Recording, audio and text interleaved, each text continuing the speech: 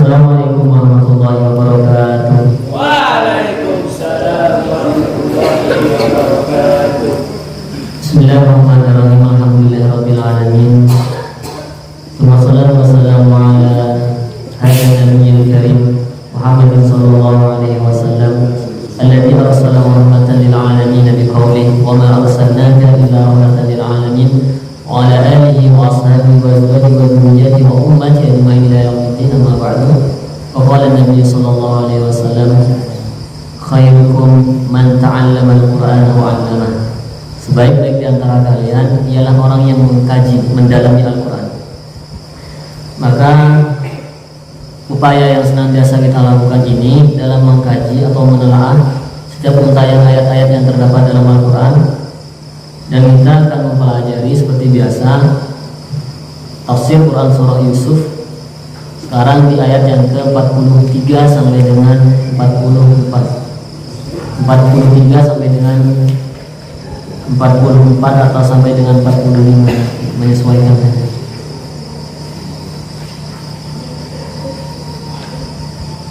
Jadi pesan dari guru-guru saya, entah jadi apapun kalian nanti, mau kalian di pemerintahan, kalian jadi pejabat, atau kalian yang di perkantoran, atau jadi apapun lah kalian, jangan sampai tinggalkan ngaji. Ngaji itu punya wajib.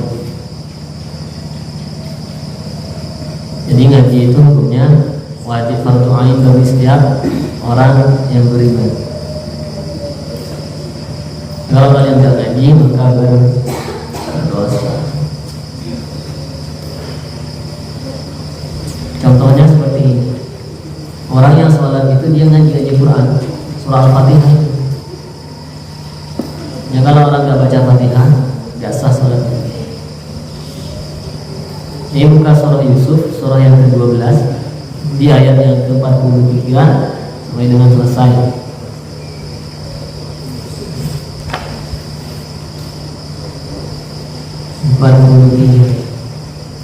Di ayat yang lalu telah kita bahas itu ayat 41 dengan ayat ke-42 perihal penakwilan dua seorang pemuda, dua anak muda milenial yang dijebloskan ke dalam penjara karena adanya suatu tuduhan miring yang menyebabkan ia kemudian masuk penjara. Kemudian setelah selang beberapa waktu kemudian dia terbebas. Namun alangkah malang nasibnya, satu ada yang selamat dan satu ada yang disalib.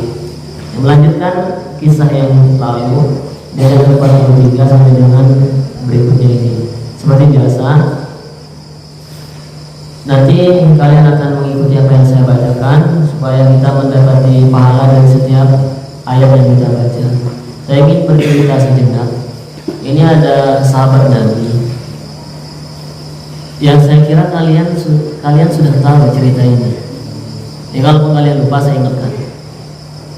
Ada seorang sahabat namanya Salabah. Dia awalnya orang sangat miskin. Sampai-sampai ia memohon kepada Nabi agar dijadikan orang yang kaya. Kemudian setelah diskusi panjang dengan Rasulullah SAW, beliau kemudian mengiyakan, berdoa kepada Allah Subhanahu Wa Taala, dan doanya diijabah oleh Allah Subhanahu Wa Taala. Awalnya ia hanya memiliki satu domba, satu kambing. Namun setelah Nabi berdoa, maka kambingnya beranak pinak sampai dengan ratusan bahkan ribuan, sampai tak terhingga. Namun yang perlu kalian ketahui, dulu ketika Salabi ini miskin, dia sholatnya rajin, tepat waktu terus. Namun setelah hartanya bertambah, ia kemudian molor dari ketinggalan satu rakaat, dua rakaat. Jadi yang ingin saya sampaikan seperti ini. Jadi kalau kalian beranggapan bahwa sahabat itu orang yang hidup di masa Nabi itu pasti masuk surga, belum tentu. Karena Abu Lahab pamannya Nabi juga tidak masuk surga. Jadi kalau ada orang yang mengatakan saya juga kalau hidup di zaman Nabi pasti jadi sahabat Nabi, tapi sahabat yang mana dulu? Sahabat yang Abu Lahab, Abu Jahal, atau Abu yang lainnya, atau siapa? Jadi ketika harta itu sudah mulai melimpah, maka Salabah mulai lalai dengan kewajibannya. Apa kemudian yang dilakukan? Azab yang diberikan oleh Allah Subhanahu Wa Taala Udah hilang banyak semua. Ini satu dua lah dengan kisahnya Qarun. Dengan hartanya yang melimpah, Allah tenggelamkan, hartanya ditenggelamkan, orangnya juga dibinasakan. Ada orang yang pejabat, presiden lah kalau sekarang, Fir'aun, sampai jasadnya dimumikan sekarang, diabadikan. Sebagai contoh, ini dulu pernah ada orang yang petinggi, ada orang yang sangat luar biasa prestasinya, tapi dia mengaku sebagai Tuhan, ana rabbukumul a'la, tapi ditenggelamkan. Jadi kalau kalian mengapa, ini ada suatu pertanyaan ke saya, Ustaz, kenapa mengkaji ayat yang mengisahkan tentang suatu kisah? Karena di dalam suatu kisah itu banyak sekali cerita-cerita yang bisa diambil pelajaran. Makanya kalau kalian baca Al-Quran itu lebih dominan itu ayat yang mengisahkan tentang suatu peristiwa di zaman lalu, yang kira-kira lebih dari 50% itu semua yang terdapat di dalam Al-Quran mengisahkan tentang suatu peristiwa. Ada kaum Ad, ada kaum Samud, ada kaum Lut, yang Sodomi ada. Jadi semua permasalahan kita itu ada lengkap semuanya. Cuman ada suatu hadis atau maqalah, saya di zaman ala ummati, akan datang suatu masa pada umatku yafiruna minal ulama'i wal fuqaha. Dia kelas lu ngaji enggak tuh? Jadinya saya ingin tekankan kepada santri sekalian. Jadi kalau kalian sudah suruh ngaji, kemudian kalian merasa sudah mampu, sudah ilmunya sudah lebih lah misalnya. Kalau kalian ngaji lagi ilmunya bisa meluap misalnya, itu hati-hati. Karena yang disampaikan tadi, fayabtalihimullahu bithalati baliyatin, Allah akan memberikan 3 ujian terbesar dalam kehidupan dunianya. Pertama, setiap apa yang kalian kerjakan itu tidak akan bernilai apa-apa. Yang kedua, kalian akan diberikan seorang penguasa yang zalim. Dan yang ketiga, kalian meninggal dalam keadaan su'ul khotimah, dengan bighairi imanin, dengan tidak membawa keimanan. Padahal syarat masuk surga adalah keimanan. Jadi kalau imannya sedang ada. Nah sekarang ini Nabi Muhammad diutus itu sudah akhir zaman. Apalagi ini sudah berapa abad itu? 14 abad yang lalu. Sekarang sudah 14 abad yang lalu ini. Sekarang Hijriah tahun berapa? 1442 Hijriah. Berarti 14 abad yang lalu Nabi diutus itu sudah akhir zaman. Bagaimana sekarang sudah 1442 Hijriah, tambah akhir zaman lagi. Jadi kalian hati-hati. Jadi kalau kalian diberikan ujian atau cobaan yang itu mengenakan bagi kalian, jangan anggap itu sebagai suatu kenikmatan belaka. Bisa jadi Allah memberikan ujian lewat kenikmatan. Itu yang paling susah.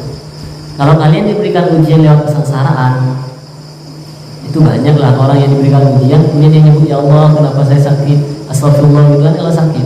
Tapi giliran dapat harta yang misal dapat apalah kenikmatan, dia nyebut Allah nggak, ya Allah gitu kenapa saya dapat harta segini. Iya. Ya kadang-kadang orang itu lalai seperti itu.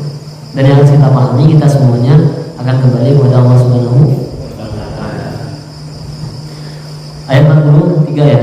A'udzu billahi minasy syaithanir rajim. A'udzu billahi minasy syaithanir rajim. Bismillahirrahmanirrahim. Bismillahirrahmanirrahim. Wa qala al-malik inni ara sab'a baqaratin simani ya'kulunna sab'un 'ijaf. Wa qala al-malik inni ara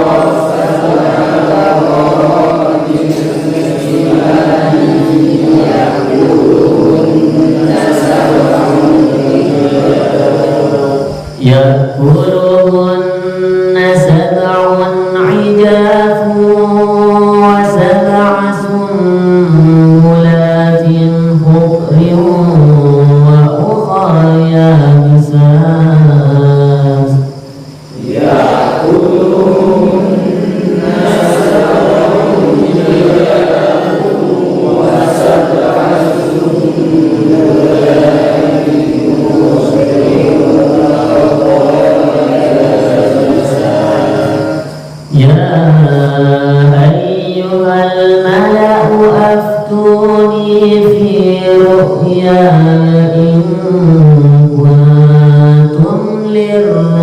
تعبدون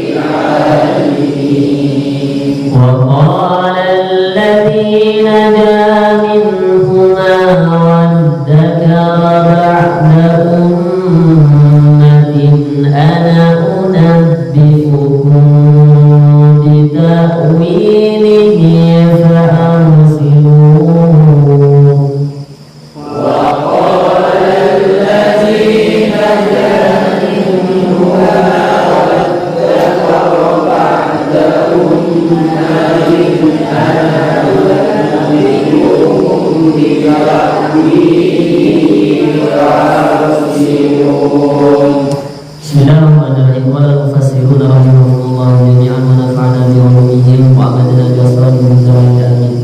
Wa qala al-malik, setelah kedua pemuda tadi itu terbebas dari penjara, maka ia kemudian lupa kepada pesan yang dititipkan oleh Nabi Yusuf alaihissalam. Sehingga kemudian ketika ia bertemu dengan sang raja, selang beberapa waktu, kemudian rajanya bermimpi juga. Setelah dua pemuda pelayannya ini bermimpi, kemudian sekarang rajanya yang bermimpi. Wa qala al-maliku, wa qala, dan berkata al-maliku, siapa raja. Jadi rajanya ya cerita, apa bahasa sekarang? Curhat. Rajanya curhat. Ini arasan abqaratin siman. Saya itu di dalam mimpi ada seekor 7 kambing betina. Ya, seekor kambing atau sapi? Ya, seekor sapi betina. Jadi kata sang raja, kenapa saya bisa bermimpi 7 ekor sapi betina yang gemuk? Yaquluna sab'un hijab. Namun 7 ekor sapi gemuk ini, yang betina ini, dimakan oleh 7 ekor sapi betina yang kurus. Yang kurus makan yang gemuk. Sab'un ijafun wa sab'a subulatin khudrin wa ukhra yabisah. Pun demikian dengan ada 7 tangkai. Nah, kalau di situ disampaikan apa? 7 tangkai gandum yang sudah menguning atau yang hijau. Kemudian satunya, yang 7 tangkai yang sudah mengering. Jadi ini ada yang aneh. Kenapa mimpi ini bisa seperti ini, kata raja. Sehingga kemudian sang raja ini mengumpulkan seluruh pejabat-pejabat tingginya.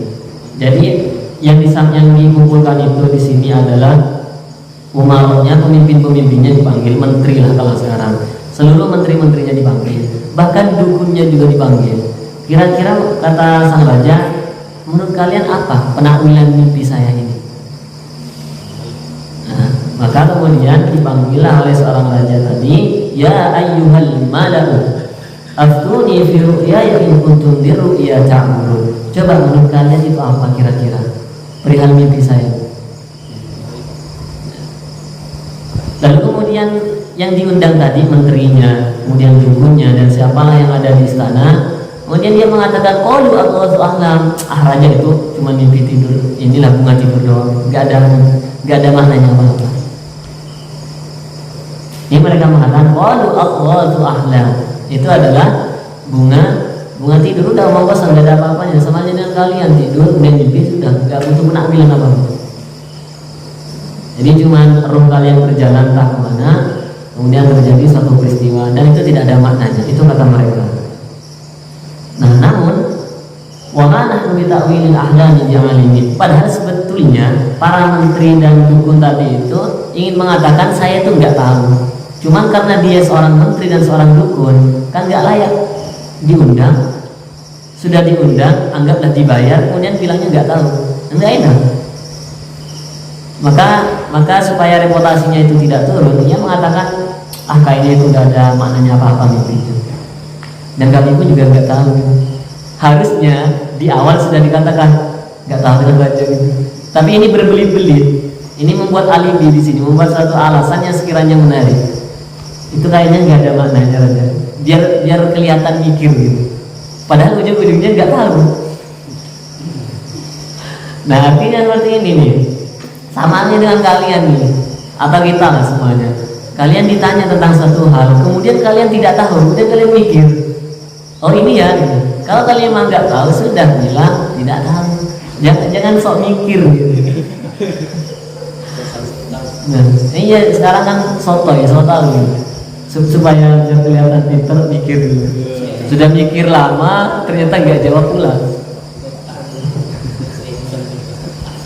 Nah malaikat saja ditanya itu, kemudian ketika tidak tahu apa yang disampaikan, Subhanaka la ilma lana illa ma 'allamtana innaka antal alimul hakim. Ketika dikatakan oleh Allah Subhanahu wa taala disampaikan, kemudian para malaikat, ya Allah saya nggak tahu, kami nggak tahu. Kami itu tahu ketika Engkau telah memberitahu kami.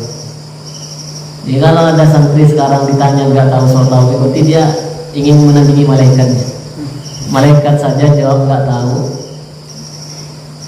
Wa qala alladziina najaa minhum wa dzakara ba'da ummatin an nunabbi'ukum bi ta'wilihi fa'arsilu. Nah kemudian dua seorang pemuda yang telah terbebas dari penjara, yang selamat yang mana? Yang hidup yang mana? Yang menyuguhkan minuman berupa khamar, miras.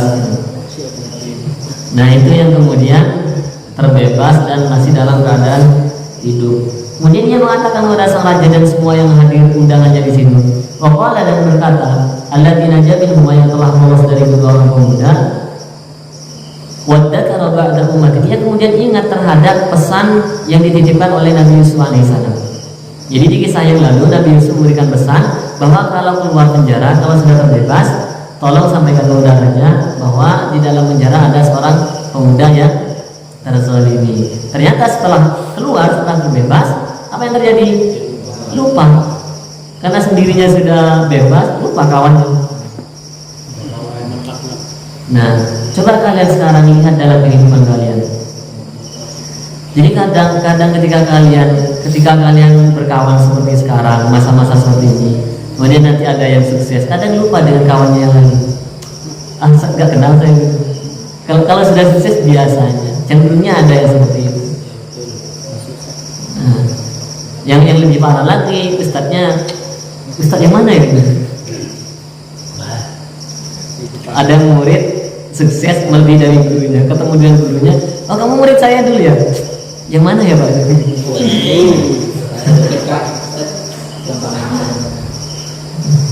Ya ketika mereka semua ini kemudian sudah terbebas dari penjara, dia lupa.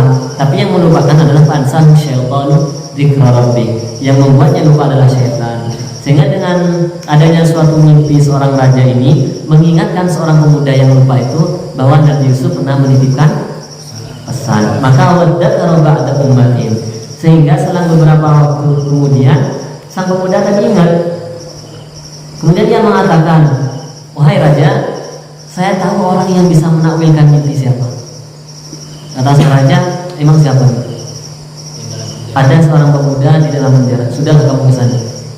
Kemudian ini bertemulah reunian, bertemulah dengan Nabi Yusuf alaihissalam yang berada di dalam penjara. Kira-kira kalau kalian, saya kasih contoh lagi, sudah bertahun-tahun lupa terhadap pesannya, kemudian baru ingat setelah 10 tahun kemudian.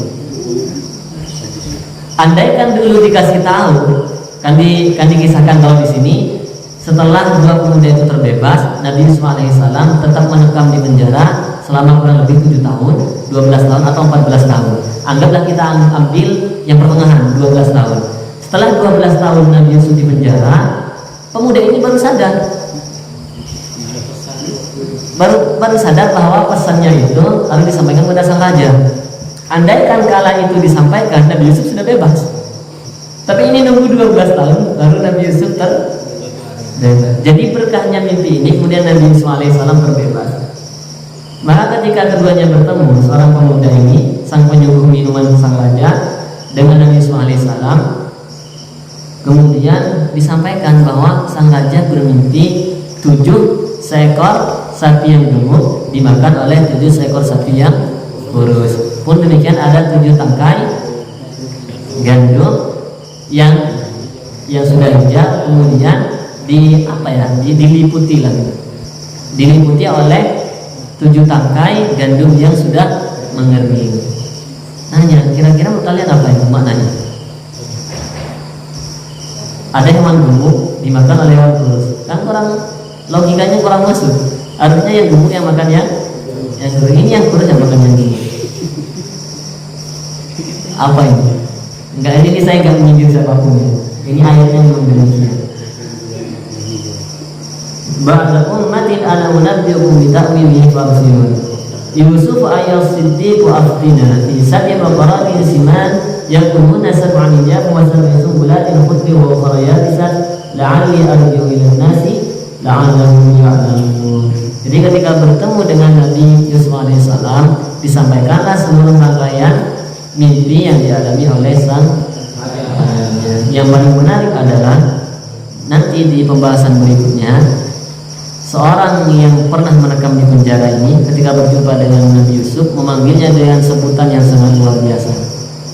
Apa yang disampaikan? Yusuf ayyuhas siddiq. Jadi Nabi Yusuf mendapatkan gelar as-siddiq, orang yang dapat diamanahi, orang yang dapat dipercaya. Kenapa disampaikan demikian? Karena ketika orang sudah tidak dipercaya, sekali berbohong itu sudah dicap sebagai pembohong. Hanya sampai-sampai Nabi menyampaikan ayatul munafiki salatun. Tanda-tanda orang munafik itu kita semuanya ini saya yakin ada nifak, ada suatu sifat munafik. Jadi kalau kalian disebut munafik, jangan-jangan itu benar. Apa saja tandanya? Ayatul munafiki salatun. Idza hadatsa kadzdzaba. Ketika ia berbicara, dia hoax. Jadi yang ngomong udah enggak ada artinya dan semuanya adalah hoax. Wa idza wa'ada akhlaf. Ketika berjanji dia janjinya ternyata enggak ada. Wa idza tumina khana. Ketika dipercaya ia nah kira-kira dari tanda-tanda yang disampaikan oleh Nabi ada enggak salah satunya?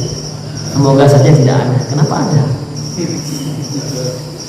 Ada PD-nya. Ya semoga tidak ada. Karena orang munafik itu kalau kalian mau tahu itu disiksanya sebelum orang kafir. Innal munafiqina wal kafirina fi jahannam jami'an.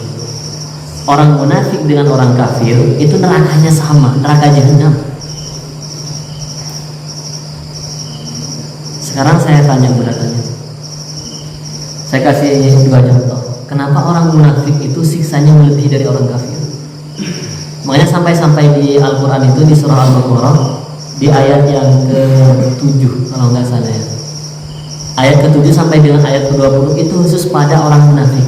Jadi kalau kalian ingin tahu bagaimana kriteria orang sukses dikatakan orang munafik, ayat 7 sampai dengan 20.